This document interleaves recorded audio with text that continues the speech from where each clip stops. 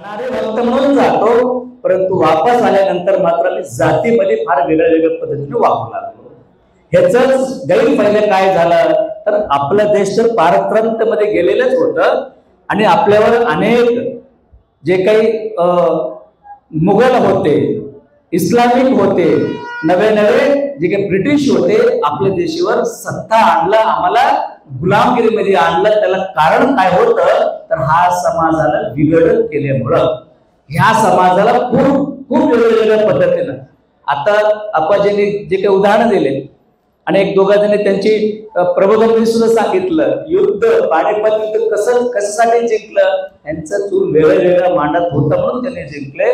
परंतु आज आत्ताची परिस्थिती कसं झालेली आहे तर चूल एक झाले, रोटी सोपा झाला, बेटी मात्र थोडं मागे पुढे झाले, अवघड चालू आहे. परंतु हे सगळे होत असताना देखील देवाला मानणारेही सुद्धा आम्ही कुठेही मागे पुढे बघत नाही. जे कोणी इथं मन्मथ माऊलीला येतो श्रावण महिन्यामध्ये तो पंढरपूरला गेल्याशिवाय राहत नाही. जे कोणी पंढरपूरला जातो तो मन्मथ माऊलीवर आल्याशिवाय राहत नाही. म्हणजे आज आपल्यातलं देवामधलं भेद फार कमी झालं.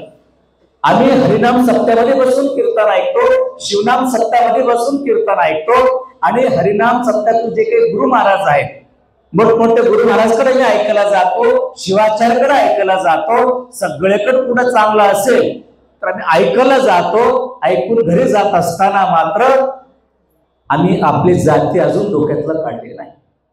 म्हणून आपल्या